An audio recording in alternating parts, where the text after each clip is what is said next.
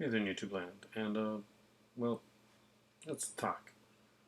We talk a lot about movies on here, and we talk about video games, and every once in a while, it's good to go back and, for me especially, to remember what started this all. So I thought I could pick five. I did this a long time ago, and it's time to refresh it and do a new one.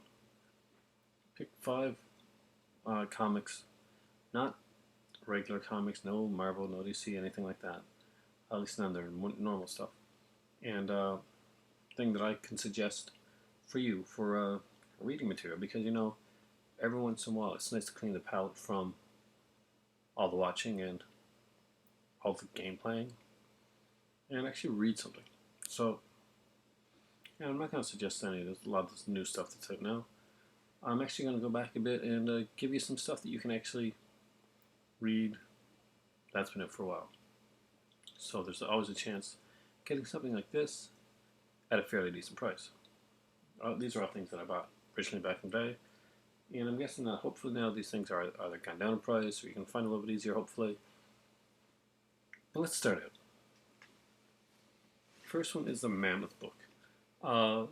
There's a series of Mammoth Book ones. There's a Mammoth Book of zombie comics. There's a Mammoth Book of war comics, which I really, really enjoy, and I do recommend that one as well. But for tonight, we're going to look at the Mammoth Book of horror comics. Yes, it is a Mammoth Book. Over 50 of the greatest horror comics of all time. Now, because it can't deal with a lot of the EC stuff, it does have EC style stuff on here. You see stuff from Dead World, from work by Steve Nile, a Robert E. Howard story, where you're going to get to see some very great stuff, and some really different and unique artwork from like across the ages. I have to say, I was really surprised.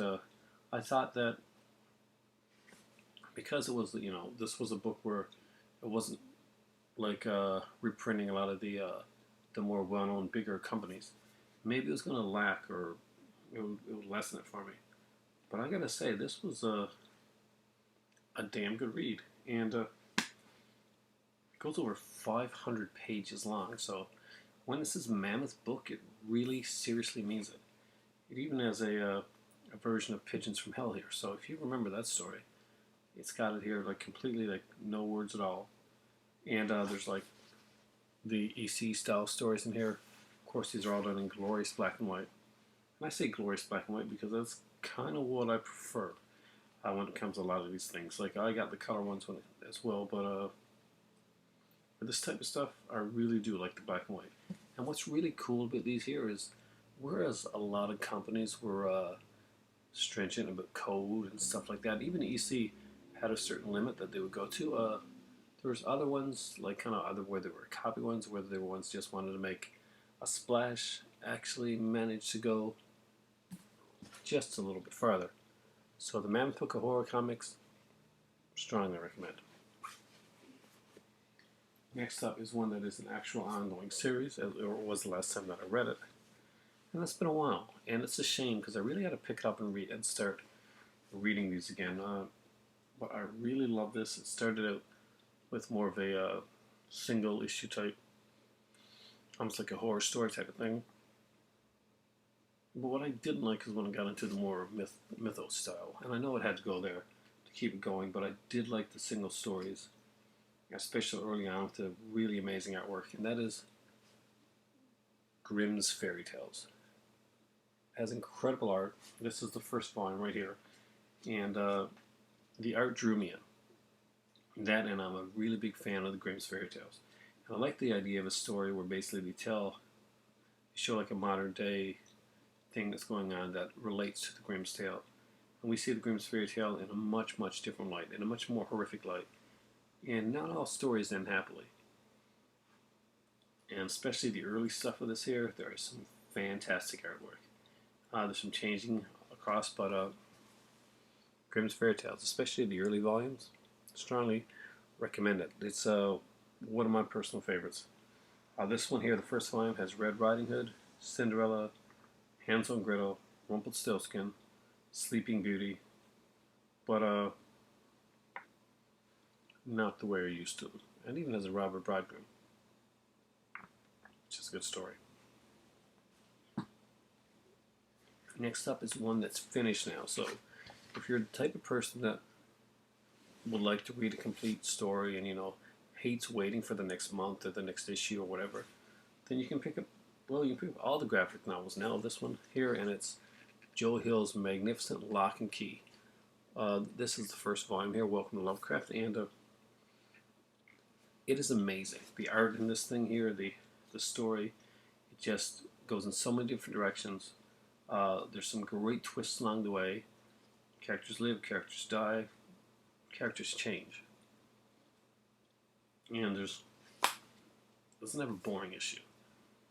The story is basically about a family whose father dies, and they go back to this mansion that they used to live at, and you find out that there's these keys that can basically give you special or certain abilities, or do certain things. And when you get older, when you grow up, when you become an adult, you forget that these keys exist. But these kids, they're not adults yet, and they unlock something that should have been kept locked up. But it's not. It's a great horror book. It's a fantastic read. It will draw you in, and you probably won't stop reading it until you finish, or you get too sleepy. When you think of horror and horror comics nowadays, this is one that really should be a movie. Buy them by the omnibus. That's the best way to do it with these ones here. And it is Hack Slash. Hack Slash is the slasher comic that everybody wanted. Basically, the girl that survives is the hero, the kick-ass, let's just say Buffy is pretty mild compared to Cassie here. And Cassie Hack's mom was a serial killer. And that meant that Cassie was not going to let her mom keep doing what she did.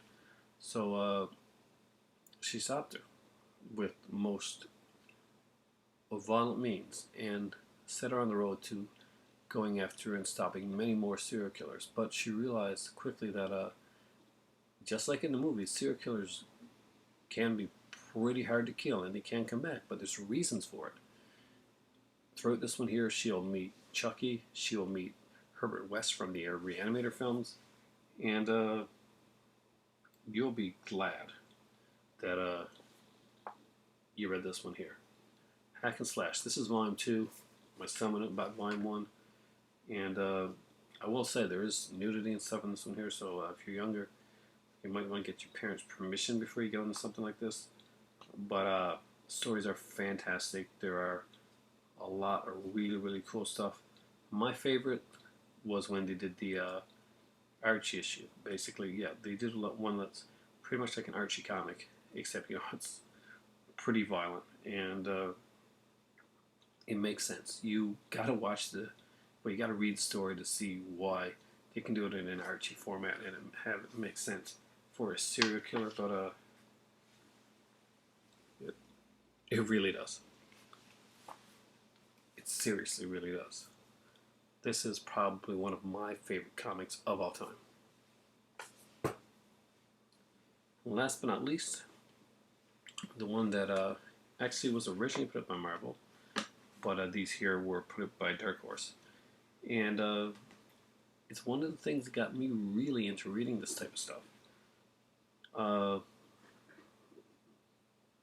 Type of comic that makes you proud to read. The ones that you can actually say, okay, I can actually read this one in public and,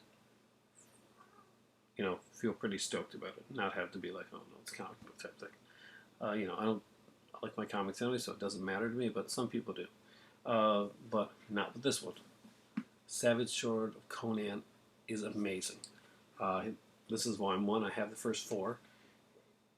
And the artwork in here is incredible. It is beyond reproach. The storytelling, just the way the stuff is done, it's violent, it's fantastic. It tells a great story, has some of the most fantastic artists. You can imagine Barry Windsor Smith did work on this. I'm getting so tired now. And You got Gil Kane, just some incredible artwork. Uh, Stuff that you can't even. It's hard to put like a. It's hard just to say like one artist or one story, but go to your local comic book shop, open this up, check out Red Nails, and you'll be sold. So there it is. That's just a short video with 5 recommendations of reading material. So why don't you look down in the box below and give me a comment and tell me what something you recommend that I should read. I'm sure Robert Harding has a lot, and T.J. Pyramid, for they both read a lot of comics, and Faligar as well. So who reads here? Who reads the comics and has some recommendations? I was going to go with a lot of the normal stuff like Watchmen, Dark Knight, Returns, and all that stuff, but I decided, no, not for this type of video. Let's go for something different. So let's keep that ball rolling. And if anyone wants to do a video response to this, I would love it. I'd love to hear some of your favorite comics of all time, or favorite unique, different comics. Not pretty much like, not the, everybody says Batman, Spider-Man, and all that stuff, but your favorite different comics that kind of fall outside of the range of the norm that you read. And those were some of mine. And you know what? I'm going to go to sleep right now, grab some tea, go to bed, and sip on it while I listen to a podcast. And maybe I'm going to read a little bit of Hack Slash. It's been a while. And I kind of like to reread it. So, guys, have a good night. And for me right now, it's time for tea. Hack Slash would make a really, really good franchise.